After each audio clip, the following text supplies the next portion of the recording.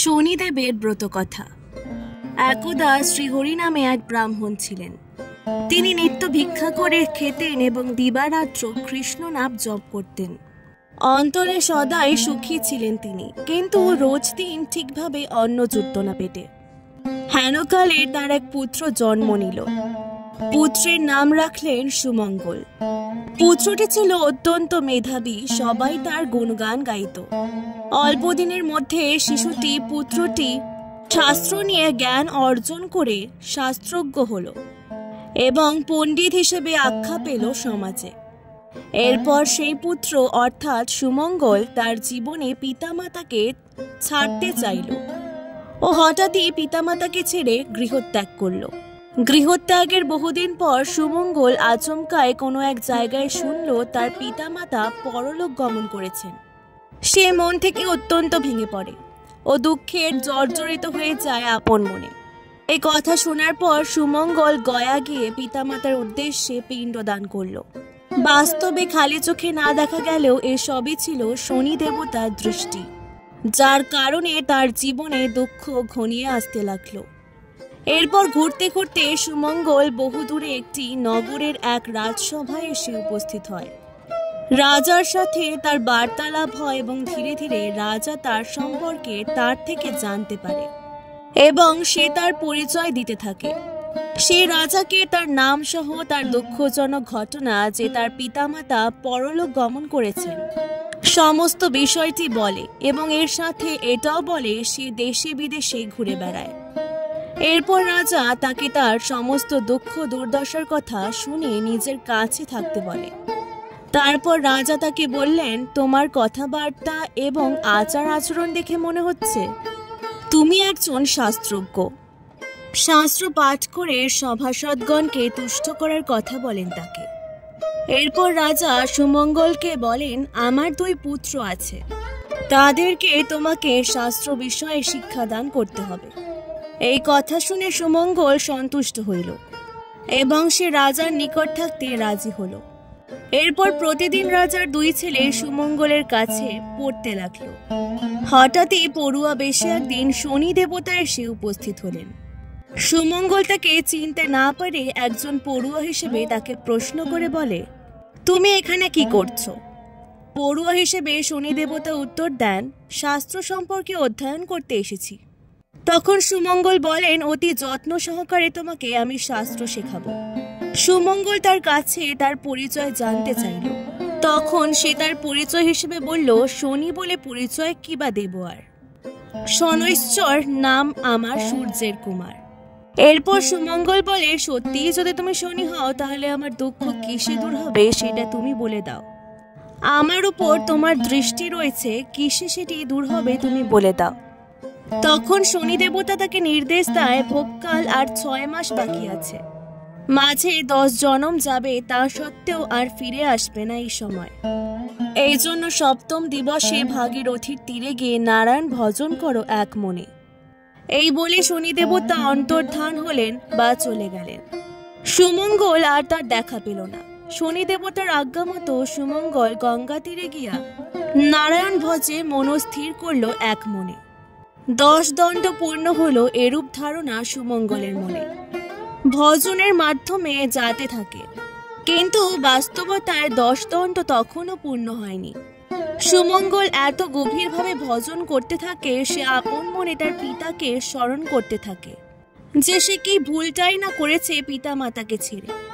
এমন সময় রাজার 2 পুত্র সেই নদী পাড়ে এসে উপস্থিত হয় এবং সুমঙ্গলের ভজনে ও ধ্যানে বিপন্ন আনার চেষ্টা করে অজান্তেই।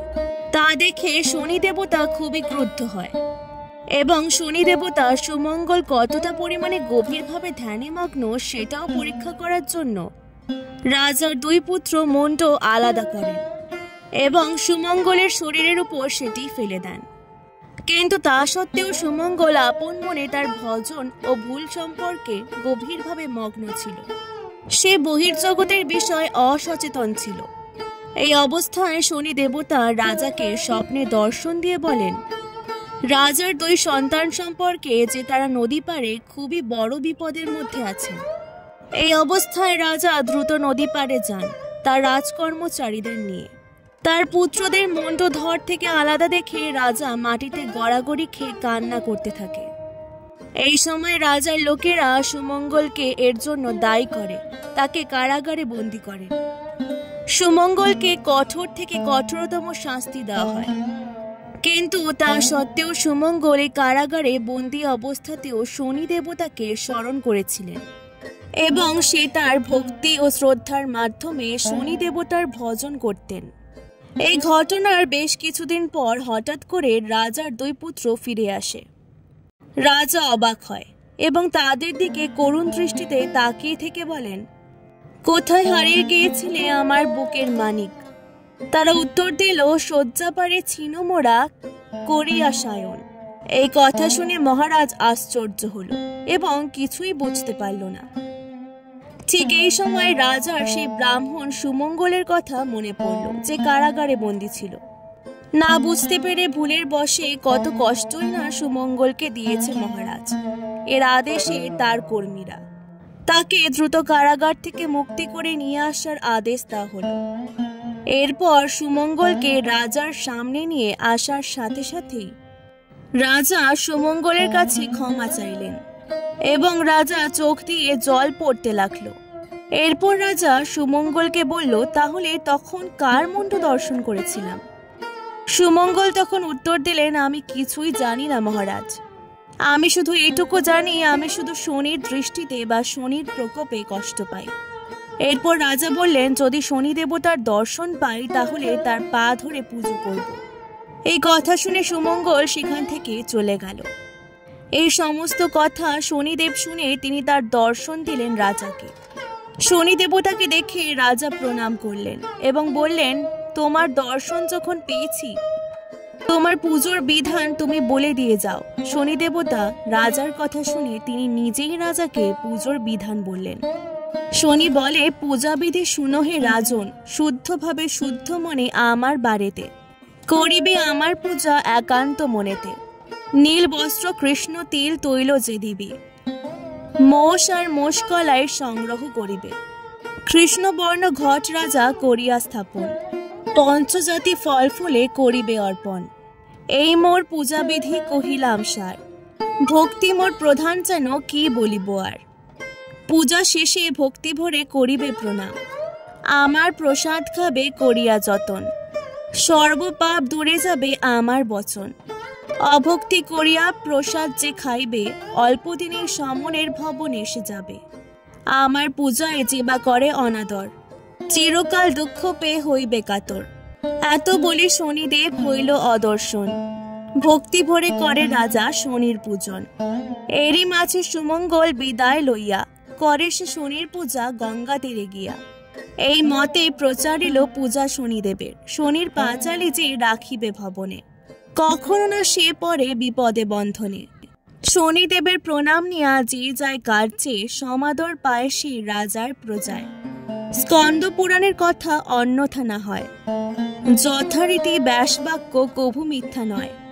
শুদ্ধ শুদ্ধ জ্ঞানহীন বলে নিবারণ, ভূমিতে লুটাইয়া বন্দি শনি চরণ। এত দূরে এসে এই গ্রন্থ সমাপন করি, সৈনেশ্বর প্রীতে বল হরি হরি। শনিদেবের ব্রতের উপকরণ, উৎকৃষ্ট ফল 5টি, পান সুপারি কালো পাড় ধুতি, লোহার আসনাঙ্গনীয় মধুপর্কের বাটি, মাসকলাই কালো তিল নীল অপরাজিতা ফুল, নৈবেদ্য মিষ্টান্ন ধূপ দ্বীপ, সিন্নির জন্য আটা দুগ্ধ গুড় কলা বাতাসা, কালো মাটির ঘট বা লোহার ঘট, পুষ্প গঙ্গা জল ও গঙ্গা মৃত্তিকা ইত্যাদি। শনিদেবের পাঁচালী ব্রতের ফল, এই ব্রত করিলে শনিদেব সুপ্রসন্ন হন। সংসারে আপদ বিপদ দুঃখ কষ্ট দূর হইয়া সংসার শান্তিময় হয়। শনিদেবের কৃপায় সর্বপ্রকার গৃহদোষ কাটিয়া যায়। শনিদেবের পূজাবিধি, আচমনাদি সমাপন করিয়া স্বস্তি বাচন সংকল্প করিয়া গণেশাদি পঞ্চদেবতার পূজান্তে যথাবিধি ঘট স্থাপনাদি করিয়া শনিদেবের ধ্যানান্তে যথাশক্তি উপাচারে পূজা করিবেন। এই ভিডিও ভালো লাগলে অবশ্যই পুরাণ গল্প কথাকে সাবস্ক্রাইব করে দেবেন। অনেক অনেক ধন্যবাদ।